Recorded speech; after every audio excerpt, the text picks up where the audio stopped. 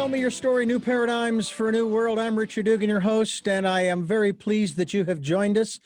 I am hoping that you are doing well, that you are in good health. The current, salutation, whether it be verbal or in an email or text, is stay well and stay safe. And I hope that you're doing both, no matter whether we're in the midst of a pandemic or not, because there are other issues that we could be talking about that actually could be classified as pandemics. Yes, indeed. I would have to say that there are, it's funny, I was talking with someone not too long ago about this, and they said, well, if, we were talking about alcohol and opioids, I think is what it was, Oxycontin and so forth. And they said, if Oxycontin or the opioid is an epidemic, alcoholism is a pandemic, and it is global. And, you hear the stories. I mean, I have Irish heritage, so you hear those stories of the Irish, they'll drink from Monday to Saturday, they'll fight amongst themselves, and on Sunday go to church. In Russia, they drink vodka to alleviate. I mean, there are people here in Santa Barbara I've talked with that, and they say that the alcohol consumption has increased over the last, it has now been 12 plus months that we have been under this. So it's a very interesting time. I don't want to quote that Chinese proverb again. It's now turned into a cliche, but it is true. But we're always living in interesting times. We're always living in uncertain times, but it's the scale of uncertainty. Well, today we're going to offer you some holistic help and health, talking about holistic healing for anxiety, depression, and cognitive decline. Oh dear, decline in cognition? We'll find out what that's all about. Brent Courtright, PhD, is our guest here on the program. And Brant, thank you so much for joining us here on the program. I'm hoping that you will be able to cure that which ails us. Thanks for having me. I'm glad to be here. Now, we deal with health a lot on this program. We talk with our guests regularly. I have specific guests that I will have returning to talk about other subjects regarding health and wellness. And of course, it is always better, at least I think so, I'd love your opinion on this as well, it is always better to take preventative measures than treatment and or curative measures. That's exactly where I am also, and this book is, that particularly when it comes to cognitive decline, prevention is where it's at. But also with anxiety and depression as well, because speaking of epidemics and pandemics, we are also in the midst of an epidemic or pandemic of anxiety and depression and cognitive decline in this country. And the pandemic has made it exponentially worse. Is there a specific reason why? I mean, certainly I'm that almost sounds like a real obvious and maybe silly question. Why? But it seems to me that the one constant in the universe is change. And that is the one element of our lives that we have been taught, programmed, told, insisted upon that we fight against it, that we resist at all costs. When I think about sustainability, for example, we're looking for some middle ground somewhere where we can just kind of rest there. Almost a static existence is what people are looking for. And it's like, that's no fun. Where's the adventure? And I'm not saying we need a bunch of chaos in our lives, but adventure is always nice.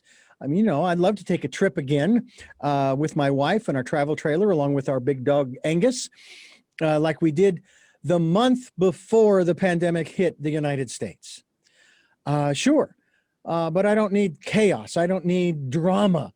But I'm wondering if that's where part of the problem is, that we have refused as a species, and even as a society here in the US in particular, to roll with the change, or as they say, go with the flow, because nothing is permanent. Everything is temporary. Everything is in change. You're right there. I mean, all the world's spiritual traditions agree with that, that change is continuous in this material world. And I think that some of these changes are great and actually wonderful and enhance our health.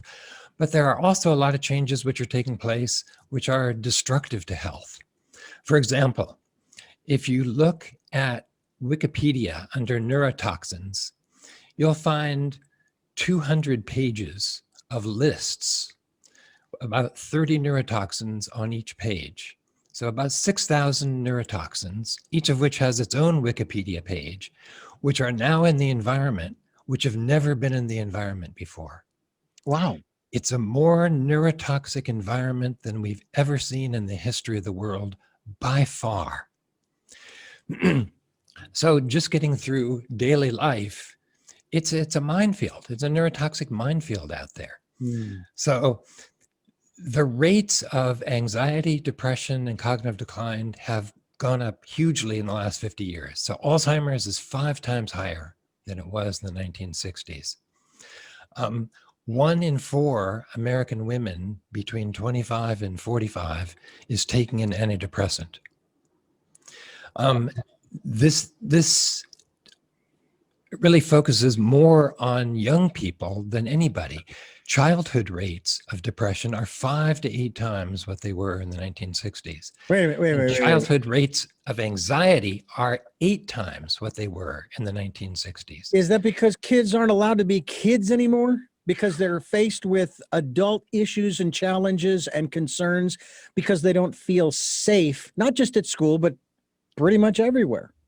You know, I think it's many things. I think it's like death by 1,000 cuts. 1 or 2 you don't notice. You don't even notice 20 or 30, but after 100 or 200, you begin to falter. So if I can just say some of the environmental toxins that are everywhere, that it's hard to avoid. Smog. You know, 90% of the world's population lives in smoggy areas. And these really tiny particles in smog, 2.5 microns and smaller, are so small that they get into your lungs and get into your bloodstream. And from there, they actually cross the blood-brain barrier, where they act like little wrecking balls in the very delicate neurons of the brain, creating inflammation, oxidation, toxicity. Some people think that, some researchers believe that 30% of the world's Alzheimer's can be traced to smog. Another one is different plastics. Plastics are endocrine disruptors. And when we disrupt our endocrine and hormonal system, we affect brain function in a huge way. Plasticizers.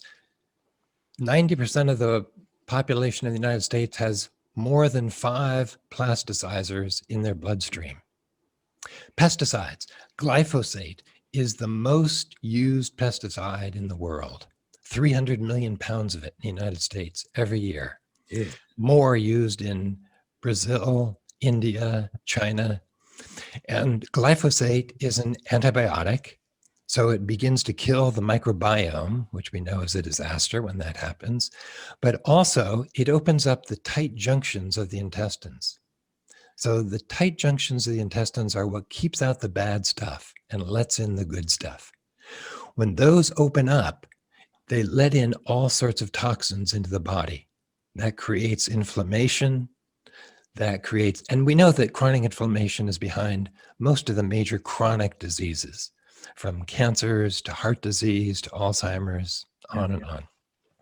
So when the tight junctions of the intestines open up, also the tight junctions of the blood-brain barrier open up because they respond to the same molecular signaling molecules.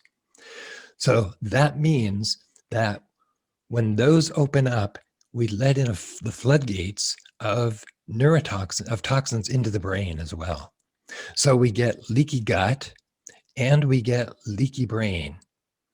This inflammation, again, drives anxiety, depression, cognitive decline, as well as a host of other things.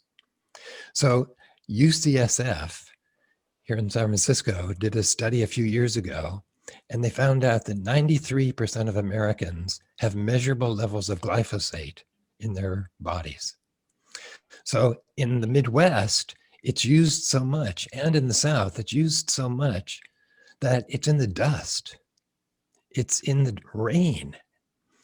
So neurotoxins like this, which are all over the place, have a dramatic effect on brain health, have a dramatic effect on our neurogenic rate. Because behind anxiety, depression, and cognitive decline, there are common neural mechanisms. There are very different psychological processes, which the book goes into, but there are common neurological mechanisms. And it's the healing of the brain as well as the self that this book tries to bring about. Because just about everybody, I think, suffers from what I call weakened brain syndrome. Just about everybody has this kind of toxic load that is interfering with their optimal brain function. Well, now you have listed quite an impressive list of those elements that are interfering with our optimum health from a physical material perspective.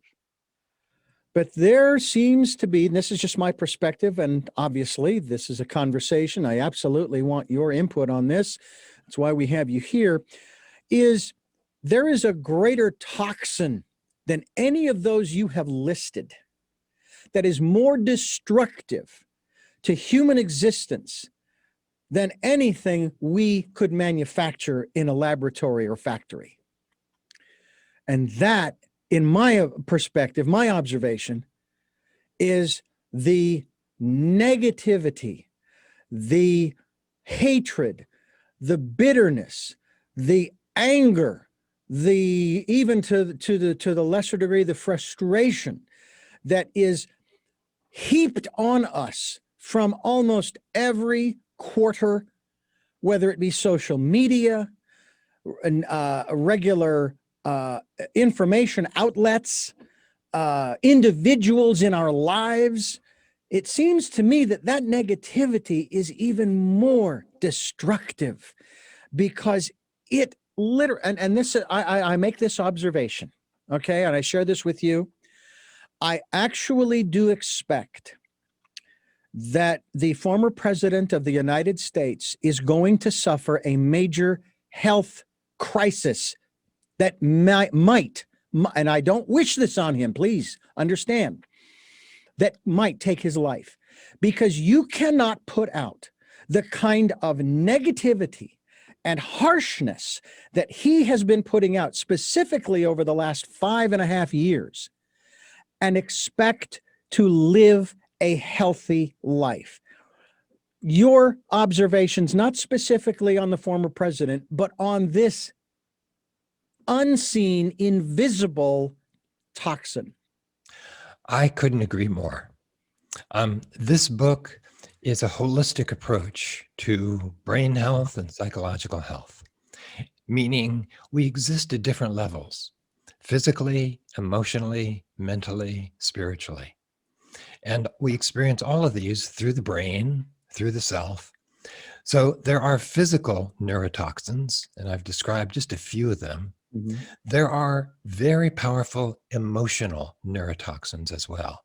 And you're describing some of those: stress, anger, hate, fear. These are powerful neurotoxins that release glucocorticoids into the brain and actually kill brain cells.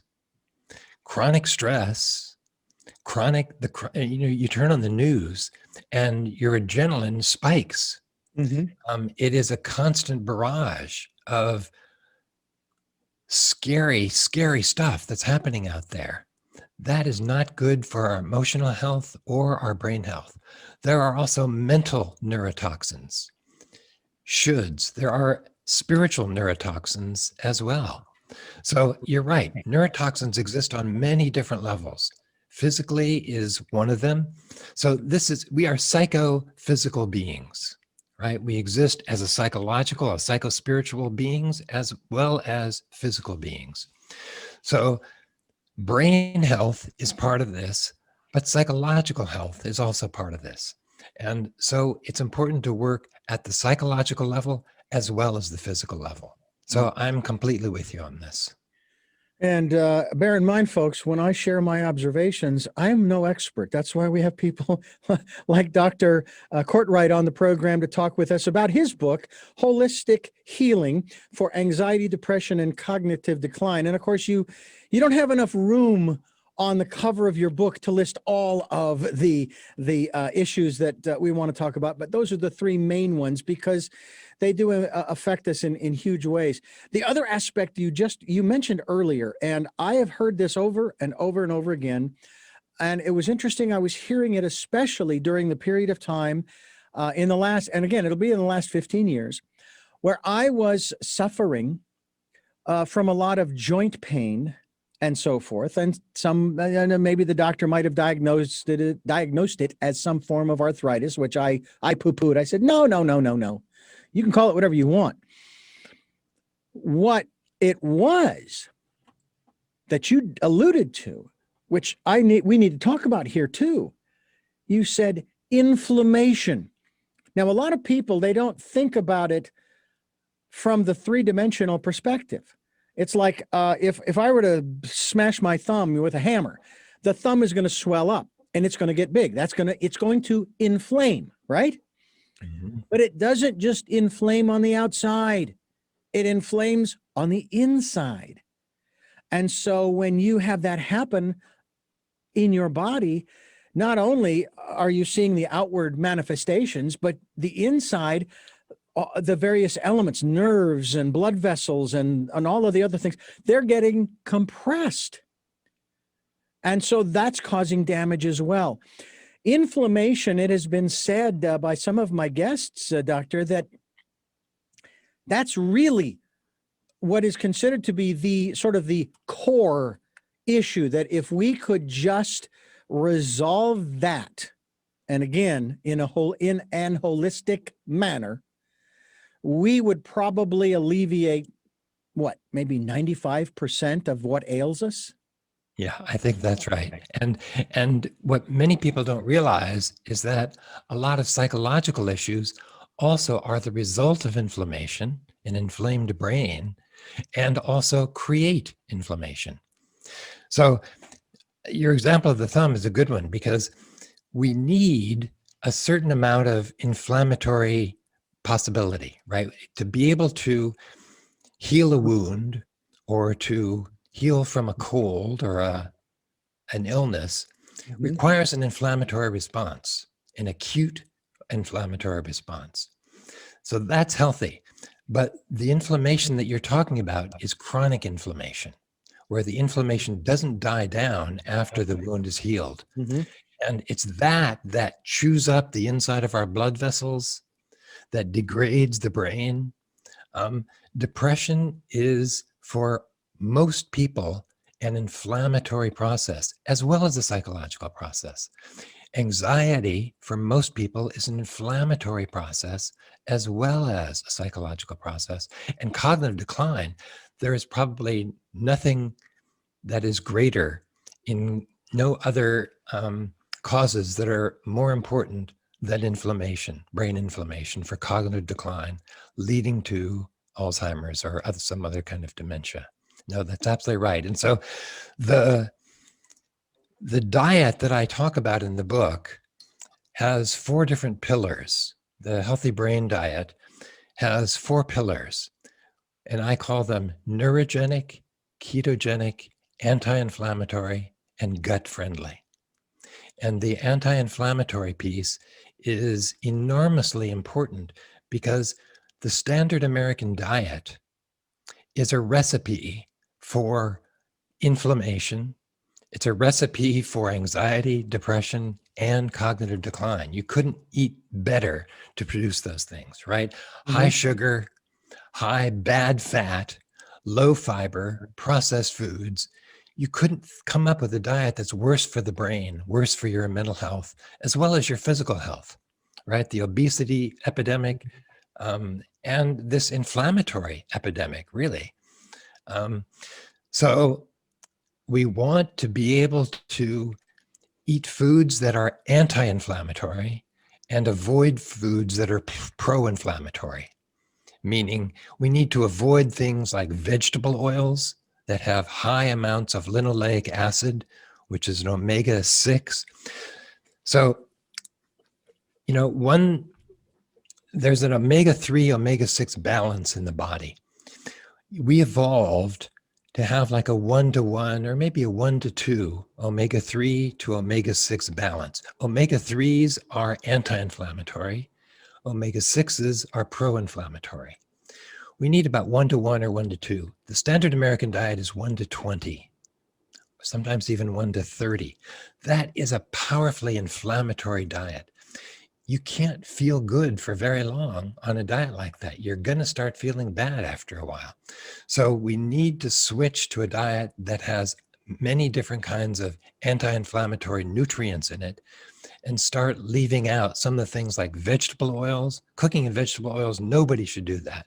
Seed oils, high linoleic acid. We want to be cooking in things like butter or ghee or coconut oil or lard.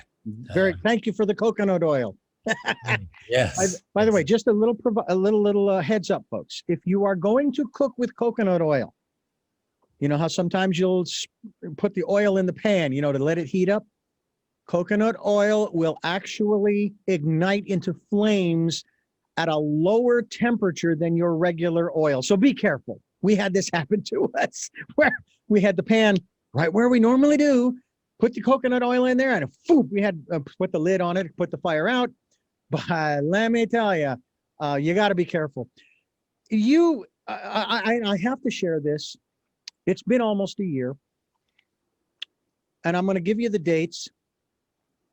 July 23rd of 2020. That evening, we had dinner, and there happened to be 2 Coca-Cola bottles, glass bottles, in the refrigerator, small ones, needless to say. Now, the justification back then was, well, it's a Mexican Coke, and so it has real sugar. Okay, it's not something other than. And my blood sugar was pretty normal. It's been pretty much normal. I have been pre-diabetic, but then my blood sugar would be back to normal, et cetera, et cetera, et cetera. The 24th, by the way, I drank both of them that night. The 24th, I went in to see my physician because I'd been drinking a lot of water and peeing a lot. And of course, when I told my wife this, she says, you better make an appointment, because she knew. And I had this feeling that was a symptom of. So they checked my blood sugar that morning of the 24th of July, 2020, 544. Yikes. Ran the blood test. The test came back A1C 11.2. Now, I always do things in extremes. When I was diagnosed with high blood pressure, my high end was, what was it? 184 over 120. And of course, my wife, working in cardiology, says, you're in the stroke zone. We need to do something. So that part's under control.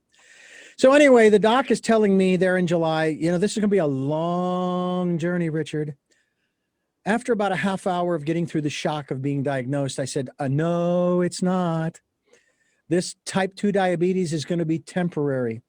And this is where I hope this is an example to others. And I would love for you to expound on this particular aspect that you alluded to earlier about our Western diet, which has basically created the perfect storm for this virus and pandemic.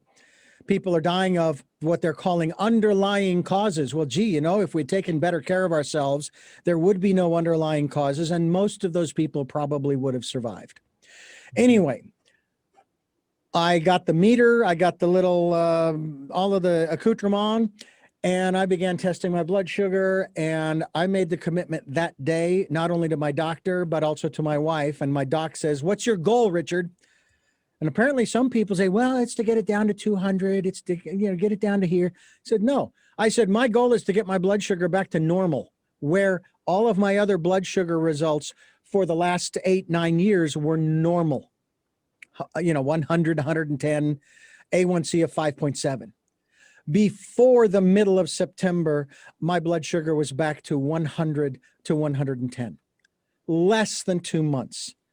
Can it be done? You betcha. It can be done, but you have to. And one of the things my wife told me when we see these commercials for these chemicals, these prescription drugs for getting your A1C down to 7.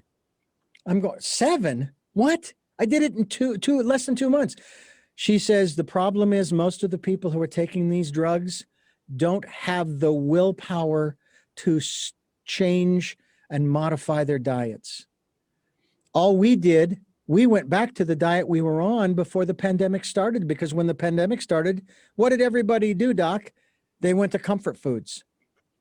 And I'll bet you that many, many more people who are still alive today who don't have the virus are probably type 2 diabetic. They weren't before. So I have to use myself as the example, Doc, and I want you to talk about this. We have to come up with the willpower to do it. But one of the problems is when you talk about cognitive decline, it seems to me that that's part of where that willpower has got to come from. I mean, we can't chain people down and say, we're going to force feed you the right stuff so that you feel better and you don't have this cognitive decline. You have to choose this. I mean, it seems like it's a no-win situation from where some people are. Is that fair to say that some people, because they have the anxiety, the depression, the cognitive decline, and a bunch of other stuff that's going on, they're not thinking straight. And so they're not going to make those changes that are going to benefit them. It's true. It's true. I think that beyond willpower, however, there's also simply information that a lot of these people simply don't know the facts. Type 2 diabetes is almost entirely a lifestyle disease, meaning a dietary choice disease. So you're right that when you cut out sugar and carbohydrates, you begin to increase your insulin sensitivity and come out of type 2 diabetes. It's entirely reversible for most people. And most people only have to go there. And so in terms of the 4 pillars of the healthy brain diet, this is the second pillar, ketogenic or low carb, because 80% of Americans have some degree of insulin resistance. And type 2 diabetes is also an epidemic. It's linked to being overweight, and it's linked to insulin resistance. Again, eating high amounts of carbs, which eventually turn into sugar, and high amounts of sugar, eventually the body becomes resistant to it, and type 2 diabetes sets in. Now, your hemoglobin A1C, it's always good to know that for everybody. And it turns out that even in lower than the diabetic ranges, pre-diabetic and even lower than that, every 1/10 of a point increase in your A1C results in more rapid cognitive decline. So one of the most important things you can do for your brain's health is to make sure that your A1C is down. And you're getting it down from 11 to into the 5s is fantastic. If you can get it down into 5.2 or below, that's even better, because cognition is directly related to that, because high blood sugar creates inflammation as well. And that's one of the ways that cognition decreases. It also is a kind of dirty fuel. Like most people only use glucose as fuel, but glucose has a lot of byproducts, creates oxidation, inflammation, other toxic byproducts. So it's a dirty fuel. But when people are able to fuel themselves through ketones, through using fat, burning fat. That's a very clean fuel. And so there's two phases to this diet, sort of the healing phase and the maintenance phase. And in the healing phase, I suggest people go ketogenic or at least as low carb as they can. And in the maintenance phase, then just as low carb as they can be. So there's a guy named Richard Veach, who was a Harvard researcher who looked at the impact of ketones on metabolism and found that the heart's mitochondria operate at 28% greater efficiency when they're fueled by ketones rather than glucose. So it turns out that the mitochondria of the brain and that of the heart are very, very similar. So if you can imagine your brain operating at 28% greater capacity, that's what happens when you get onto a ketogenic diet and you enter into what's called nutritional ketosis. And so it's like your brain is sort of operating at high octane. It's almost like we go from operating on 4 or 5 cylinders to all 6 cylinders or 8 cylinders. It's like it's operating at a higher level. And the word that's being used by researchers is neuroprotective. Ketones are neuroprotective. So they're being used in clinical trials with Alzheimer's, again, with anxiety, with depression. I've been seeing this for years in my clinical practice, that when people move into a ketogenic diet, they are more stable emotionally. There's a greater sense of clarity. There's a greater sense of mental energy. The brain fog lifts, and there is a kind of just smooth functioning, a stability which sets in, which is very helpful. So your wake-up call around sugar was fantastic, and great that you were able to really make that change. And I think that many more people would if they just had the information. Most doctors are not trained in nutrition. You know, the medical schools made a decision in the 1920s not to give medical education around diet and nutrition. They decided to focus on drugs instead. And I think that's a real shame. So most doctors have never had more than a 1-hour lecture on nutrition. So it's a shame because they end up being drug pushers, really, as the best thing they know. Not that they're bad or evil. They're just, I think many of them are simply just ill-equipped to really understand some of these metabolic problems. Functional medicine is kind of coming to the rescue here. And so many physicians are tuning into that. And this book can be considered a kind of functional psychology book. Well, let me ask you about your training. Were you trained in the traditional, typical AMA schools, or did you start out saying, I want to go holistic? I started out, I wanted to go holistic, but I'm not an MD. I'm a PhD. So I'm a psychologist. Okay. And I've been a psychology professor for most of my life, teaching therapists, teaching neuroscience, and really, particularly the past 10 years, really trying to translate a lot of the more recent neuroscience research into sort of common language, because there's a lot of very interesting neuroscience research out there that nobody knows about. It's in PubMed journals, but it should be available, to everybody. And if I can just say one of the other important things out of neuroscience that I think is hugely important, it's the discovery of neurogenesis. So we've known about neuroplasticity for a few decades. Neuroplasticity is where the brain is always making new connections among itself. But they didn't think that the brain made new brain cells until the past 15 or 20 years, right? They used to think that the brain stopped growing when you were in your early 20s, and then it was just one slow die-off after that. But they've come to realize that the brain makes new brain cells throughout our entire lifetime.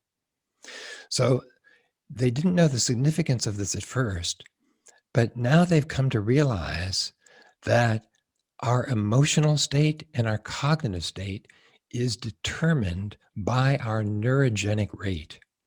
So people think of the brain as like a computer. Mhm. That's a terrible analogy because a computer is dead, right? The brain is not like a static computer chip. It's more like an amoeba. It's more like an organism that is always in movement. Every new experience changes the brain. Every new learning enhances neurogenesis and synaptogenesis. So it turns out that this rate of growth, this neurogenic rate, they did an experiment with mice where they increased their rate of neurogenesis by 5 times. And they found that they became not quite super mice, but kind of close. Mhm. They learned faster, they were smarter, they figured things out faster, they were protected against anxiety and depression and stress, much, much more so than their normal neurogenesis rate peers. So, our neurogenic rate is the most important biomarker of brain health and emotional health that we know of. And most people, due to all the neurotoxins, physical, emotional, mental, spiritual, bring about neurogenic slowing. The brain becomes sluggish. That movement slows down. And so what we want to do is increase that neurogenic rate. When our neurogenic rate is high, it feels just great to be alive, right? There's just a vitality. You jump out of bed and it's like you can hardly wait to meet the day. It's like the brain wants to engage the world in a flowing kind of way. And when our neurogenic rate is high, that's what we feel like. When life knocks us down, which inevitably is going to do, we have the resilience to bounce back. It's not that we're always happy, but when bad things happen, we deal with it and we come back. So the first pillar of the healthy brain diet is neurogenic. There are 30 or 40 different nutrients that I list in the book that dramatically increase our rate of neurogenesis and neuroplasticity, also called synaptogenesis. And as that increases, we move out of anxiety, out of depression, and out of cognitive decline into cognitive enhancement. We actually can live at a much higher level than our ancestors did, or that we even think we do. We can. It's like we've become used to operating at a kind of lower level of functioning, and we don't realize how much better things could be until we sort of get to that higher level.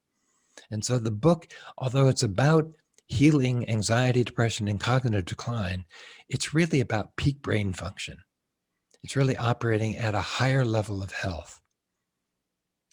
You know, as you are talking, questions are just racing through my head, and I'm going to start with one of them, and we'll see where that goes, which is part of the beauty of this program, that the universe is asking the questions. I'm just along for the ride.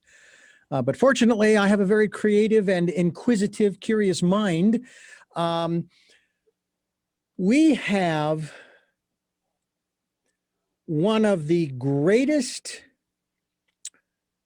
pharmaceutical manufacturing plants ever devised. By whom? I don't know. I'm not even going to go there at this moment.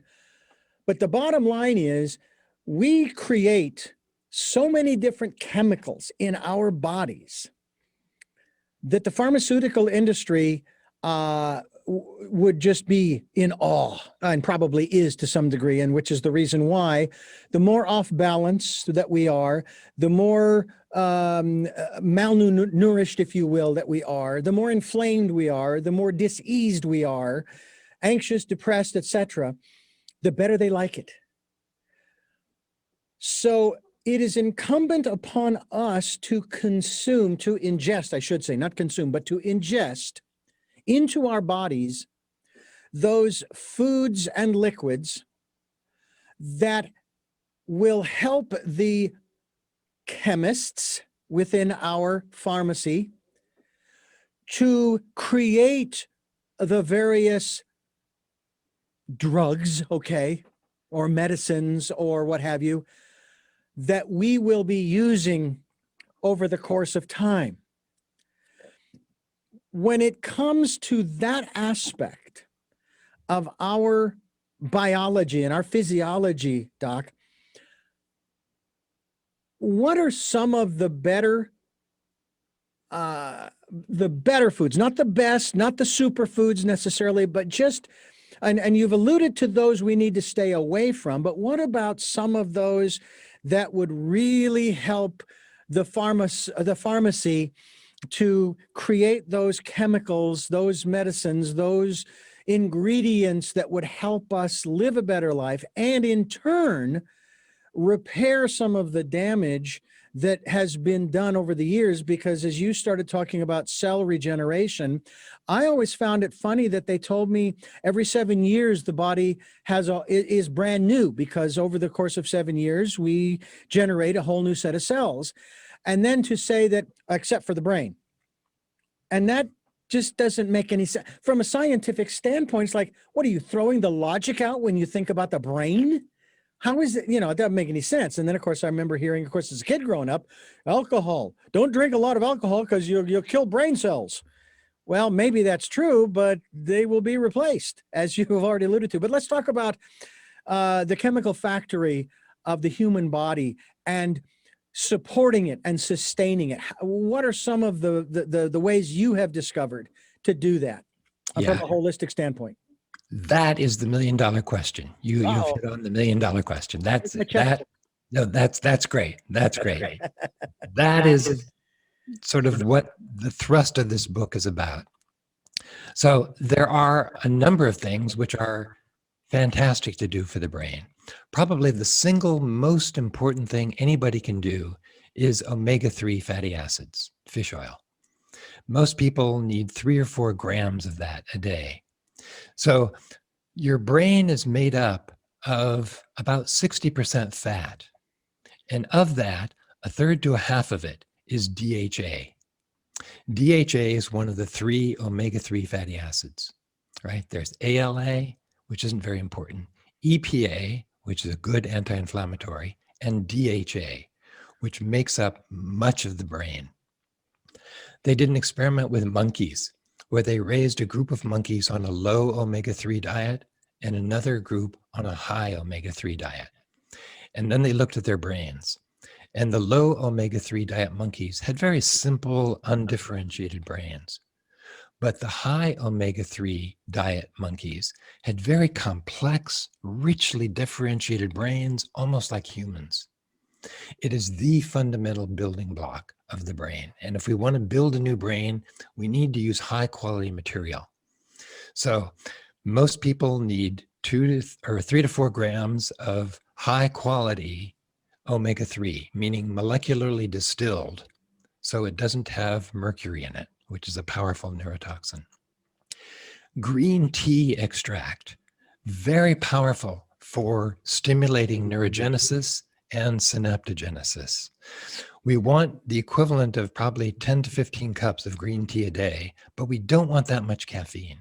So you can do caffeine-free extracts just in a capsule. Blueberries, great for the brain, anti-inflammatory, antioxidant, and powerful neurogenic stimulators. Hesperidin is a bioflavonoid from citrus fruits that keeps new brain cells alive, right? The brain tends to prune some of these new brain cells, but if we do hesperidin, that keeps the survival rate closer to 100%. Luteolin, apigenin. Again, the book goes into a number of these and has sort of the top 10 in one of the appendices.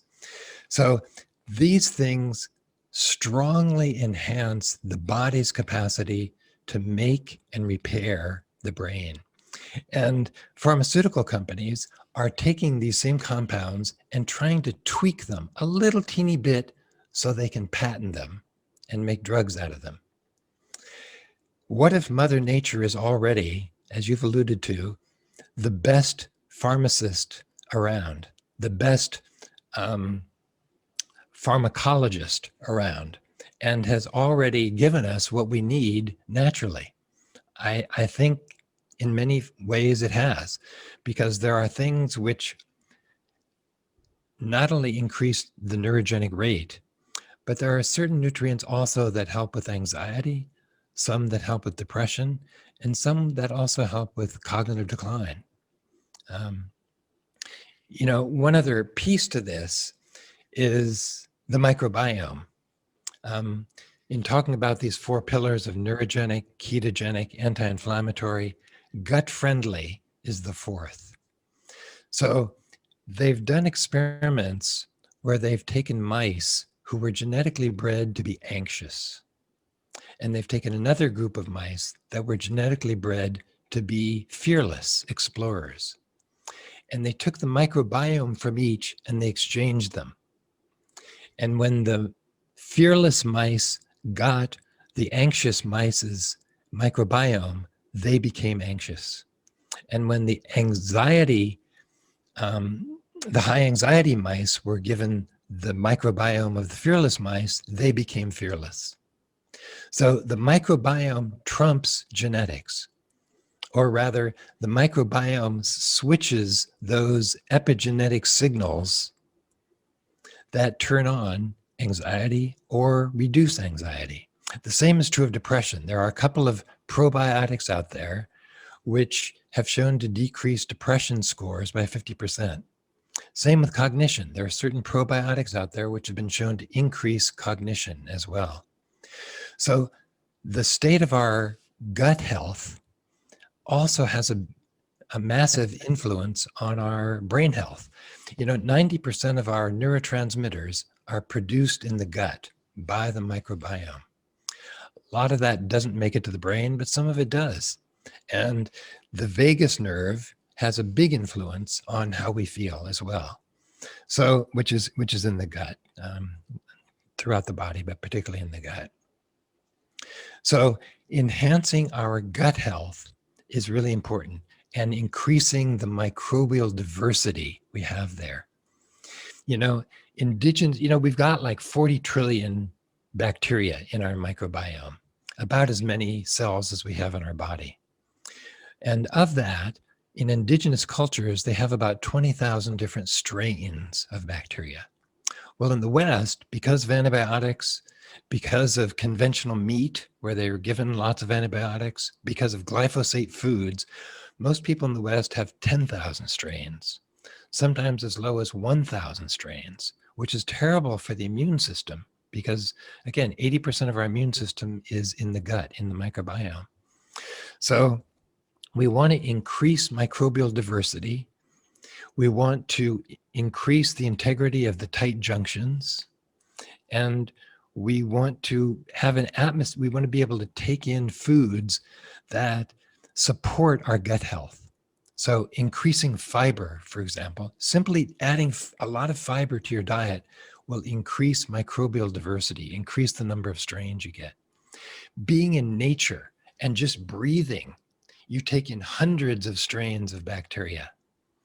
The more natural environments you can be in, whether it's in the ocean, whether it's digging in your garden, whether it's walking in nature, you're taking in hundreds. They colonize your skin, they colonize the inside of your nasal passages, and they eventually get down to your gut.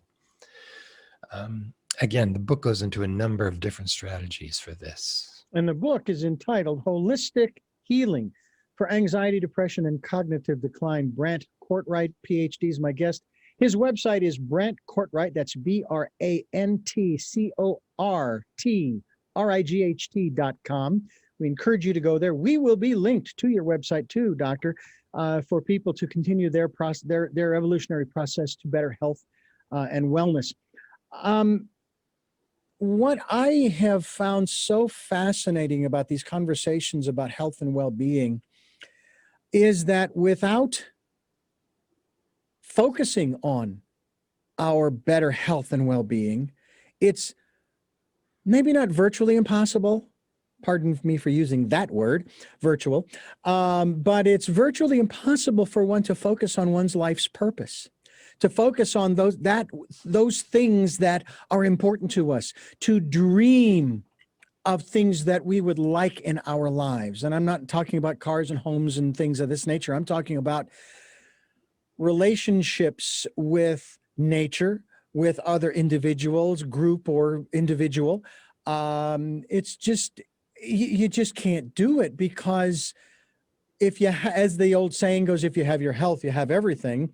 Because if you don't have your health, you don't really have anything, because all you're doing is focused on your health and how you feel. And if you're hurting, then you're hurting, and then you're focused on that, and so on and so forth. It seems to me that the work that you have done here with this particular book, and the work that you do, is to that end, to help people, not just to feel better, not just to be better, not just to improve our cognition, to rewrite the synaptic paths and the network that's going on in our brains. Although I would challenge you on one thing, as far as the comparison between the human brain and the computer. AI is getting really close. It's getting close. Yeah. But it's like if you had inflammation and you had all of these internal issues going on, because the fact is that you were not giving your body the building blocks, as they say. I don't want to use the word fuel, but the building blocks to create an optimal, is the word homeostatic or homeostasis of a biology and a physiology. You wouldn't be a doctor. You wouldn't be a psychologist. You wouldn't have gone down this road, because you'd be too focused on, oh my God, my arm is killing me, and I feel terrible in my gut, and my heart is pounding like crazy, and I've got high blood pressure and type 2 diabetes, and the list goes on, and I can barely walk, and I'm 360 pounds, and so forth.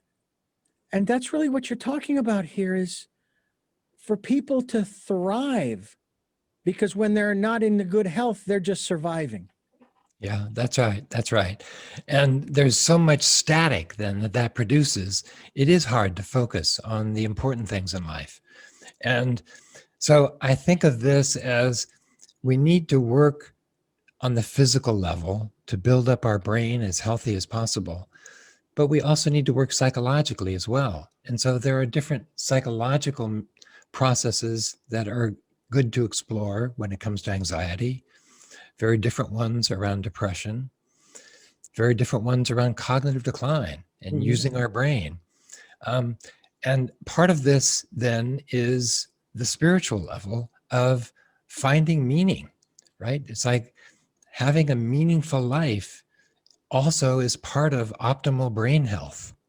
And being able to have a healthy enough brain to be able to focus on that is very helpful. And also, I think the reverse is also true, that if we have a kind of sense of meaning, we can then begin to make sense of, well, why am I sick? What is this about? What is this meant to teach me? Is there some lesson in here? What is the meaning of it? And the meaning may be purely physical. The meaning may be emotional. The meaning may be, I think most people have a kind of unique signature of spiritual, mental, emotional, and physical causes to whatever dysfunction they're talking about, to whatever kind of pain they're in. And so I think a holistic approach is really important. And it's not that I'm against like antidepressants, for example. I think sometimes they can be a lifesaver, but I think they're mostly way, way, way overprescribed. And that psychiatric medication tends to suppress the symptoms. Sometimes that's really helpful just to get through a day if you're having a terrible panic attack.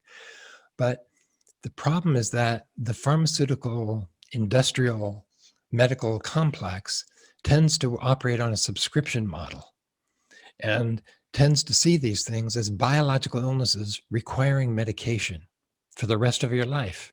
Yeah. The problem with that is that as you take these things, your body then, like say you take a serotonin reuptake inhibitor, your body then begins to downregulate its own production of serotonin.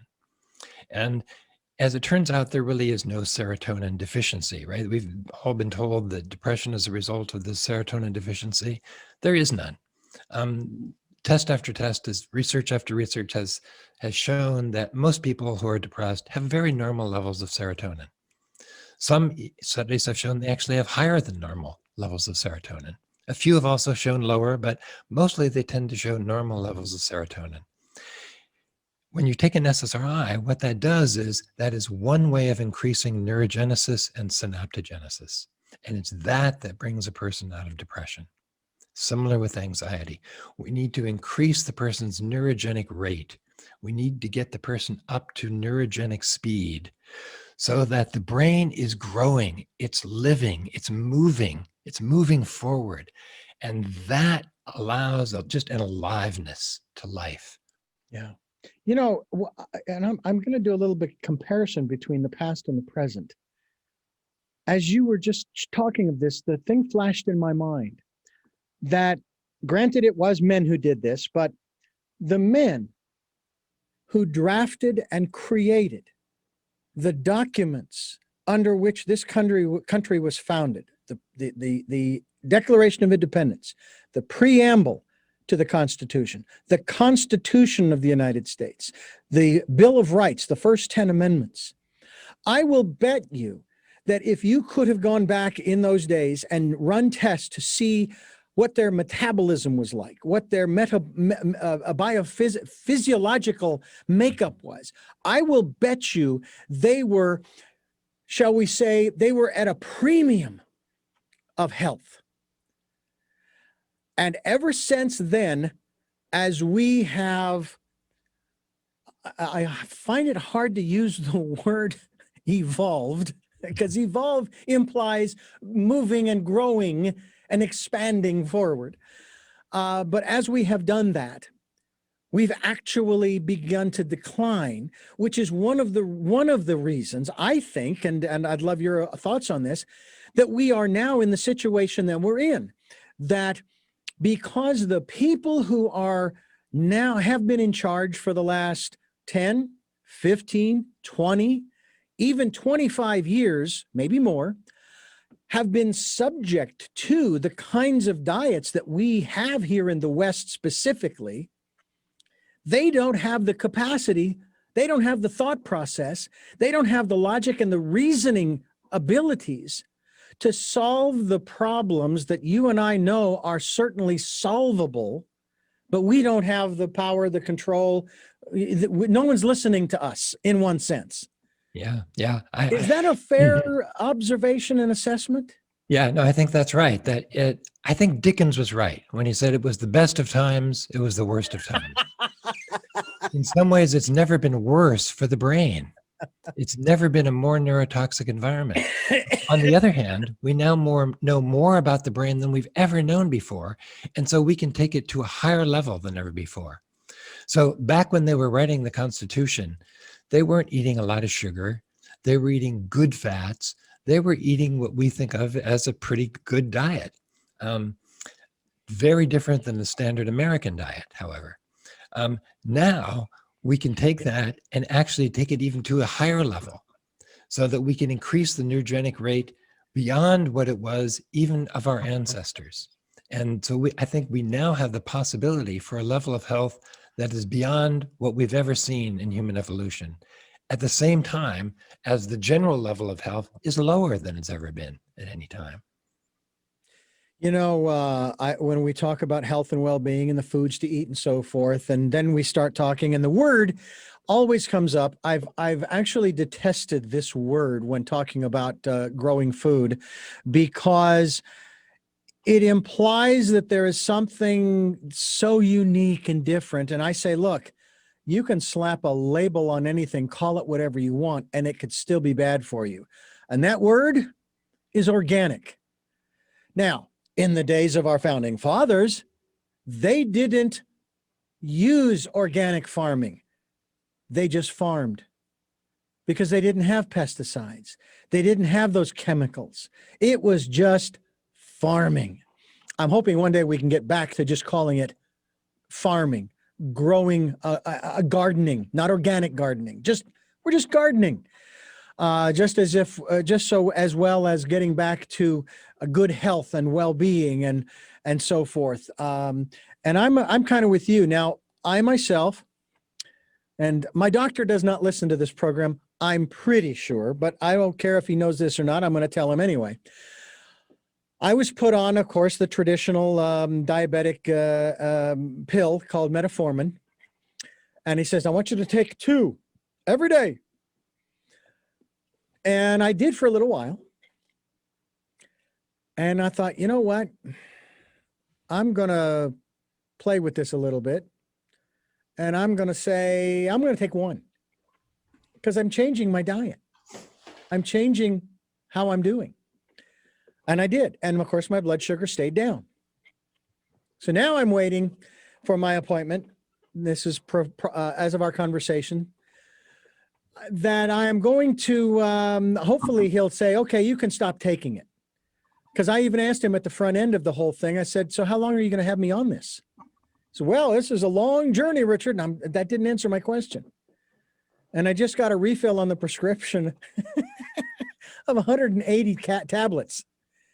Now, for me, that's 180 days, not 90. But as I said, I changed my diet back to what it was. I've never been on a diet, mind you. It's just, I modified I have taken very little dairy. Okay. I like cheese. Cheese is good as far as diabetes is concerned. By the way, there was one element that really freed me up. It didn't give me carte blanche, mind you. Portion control. That is huge. You remember not too many years ago, and maybe some places still do this, restaurants. There was one called, I can't remember the name of it. In Phoenix, we had a restaurant, and their slogan was, we don't fool you, we feed you. You couldn't see the plate because there was so much food on the plate.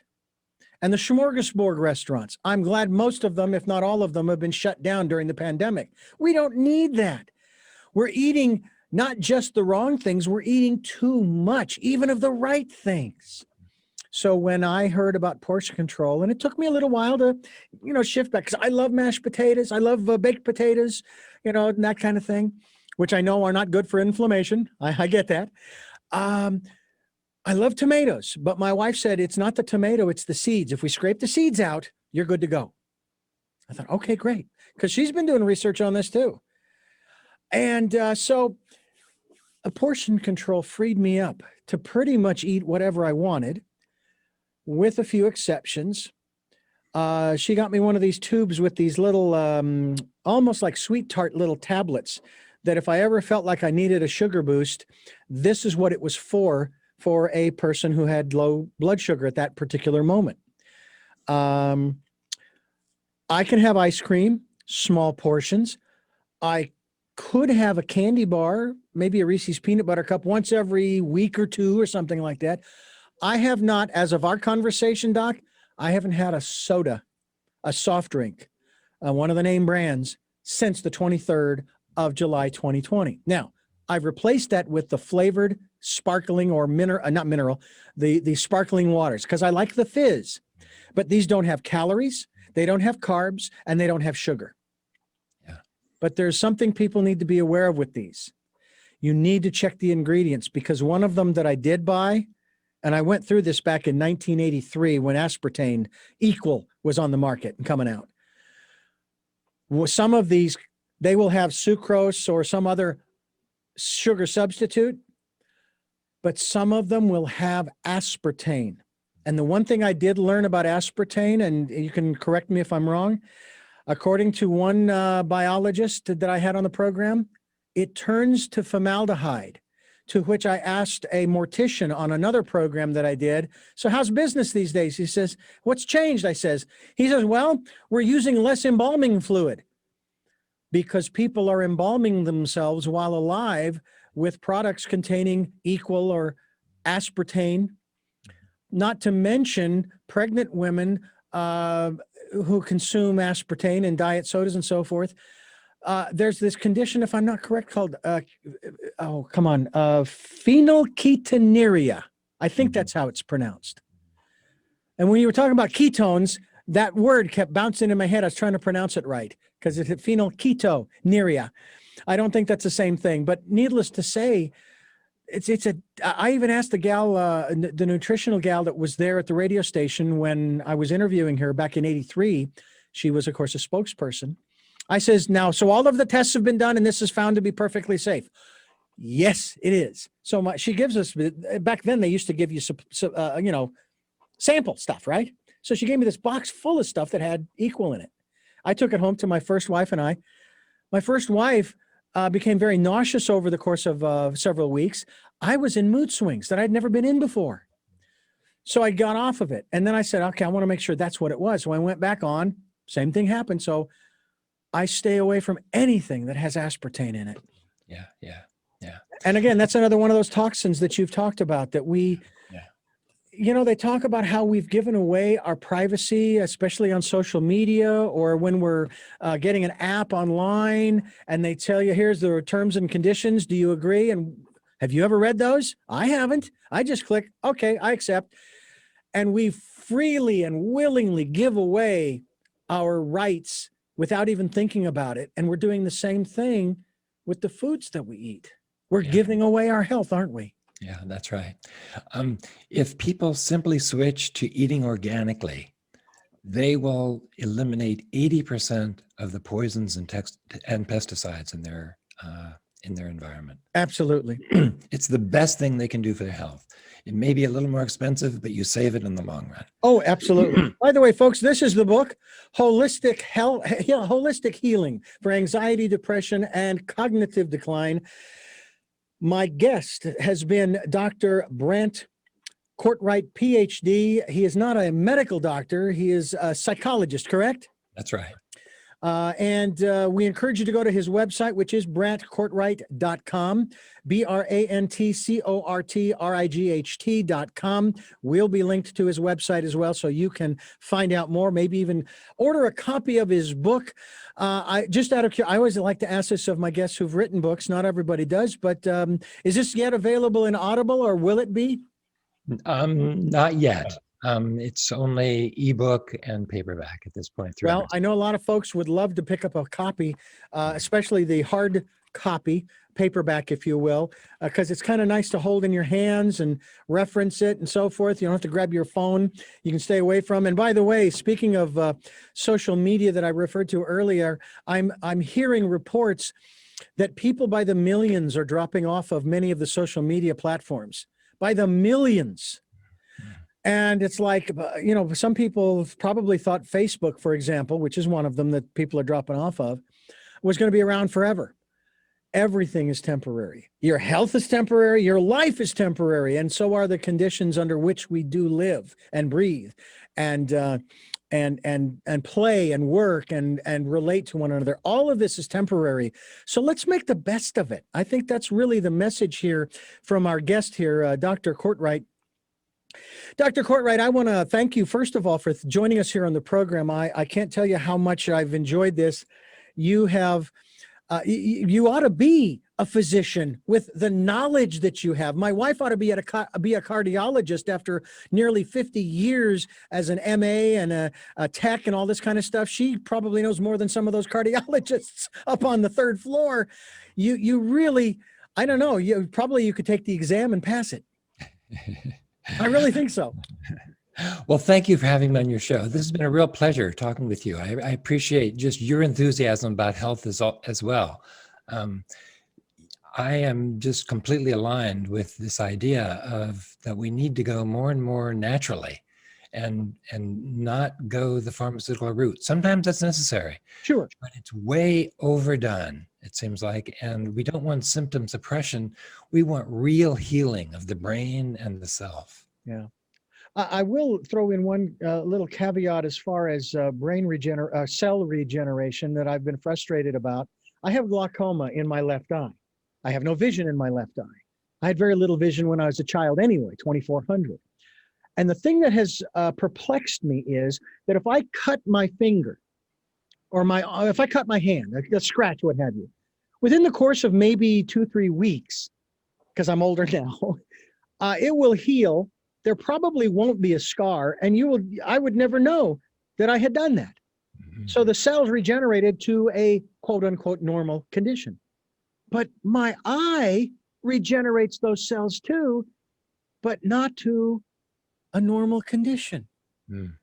And that to me is perplexing. You talked about brain cell regeneration and neuroplasticity. Well, where's the ocular plasticity? I'm very curious. I would think that somewhere along the way with stem cell research and all of these CRISPR things of that nature, that there must be a way to reinstruct cells of a particular organ, what have you, to regenerate back to a healthy, fully functional condition. And that may be science fiction now, but I have a feeling we may get there one day. Yeah, but you're right. Yes, yes. I have 3 final questions for you before we let you go. Again, thank you so much for joining us. Before I ask you those 3 final questions, let our listeners know that we are here Sundays at 7 a.m. and 7 p.m., Monday mornings at 1 a.m., streaming live at those times at richarddugan.com. We are also podcasting these programs on SoundCloud, iTunes, TuneIn Radio, Spotify, Stitcher, Player FM, Blueberry, many other locations that you folks are reposting. Hey, thank you. I can't tell you how much I appreciate that. We also ask that if you can support the work that we are doing financially, we have a PayPal and Patreon account for your security as well as ours. And I ask you, this is an area we didn't get into, Doc, and I wish we had more time to do that. Maybe we'll have you back and go into this area as well. But I'm asking our listeners and our viewers who are on YouTube watching these programs, that's where we are also, to spend time going within, spending time during this decade of perfect vision, speaking of vision, to listen to that still small voice and to find that calm, peaceful, quiet place where you can just kind of relax. And who knows, maybe you will get some instruction from that voice that will tell you, you know, you'd be better off to put away the orange sherbet ice cream, which is okay. There's nothing wrong with it. But for now, let's put that away and maybe have a few more fruits and maybe more blueberries, you know, whatever the case might be, and get you back to optimum health. So please take the time during this decade of perfect vision, the 2020s, to do just that. The first of my 3 questions, Doctor, are, number 1, who is Brant Courtright? Wow, I've never been asked that before. I guess I am a seeker. I am a psychologist and a father, and yeah, I'm a healer, I guess. More than anything, I would say a healer and a teacher. What is it that you hope to or want to achieve through the work that you are doing now? I would like to increase the world's brain health. I think we are in a crisis of brain health right now, an unrecognized crisis of brain health, where almost everybody is suffering from some degree of a weakened brain. And that when the brain becomes healthy again and strong and robust, then many of the problems we have right now disappear because we can think more lucidly, more clearly. We have more openness of heart. We have a greater sense of peace inside. It's easier to have loving relationships with other people. When the brain is under assault, when we feel anxious, when we feel depressed, when we feel like our cognition is shrinking, it's like the brain knows something is wrong. Like people like conspiracy theories or this or that. It's like the brain knows something is wrong, but it doesn't know what. It's under assault. It is under assault from so many directions.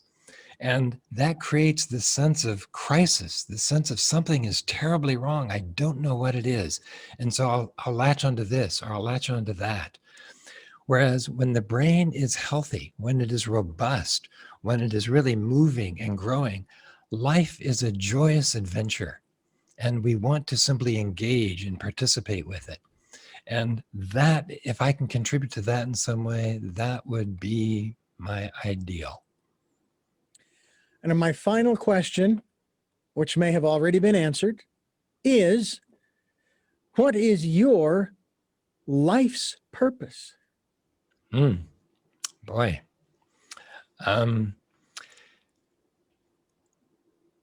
Well, I first of all imagine I can't entirely encapsulate it, but I want to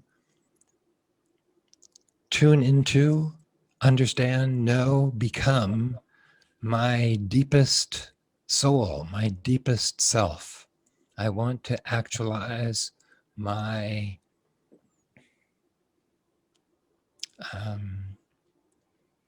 my soul.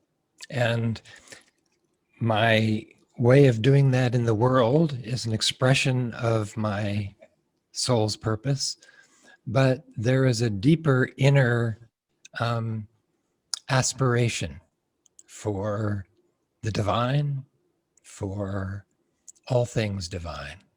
And the more and more I can align with that, the more and more I feel in purpose.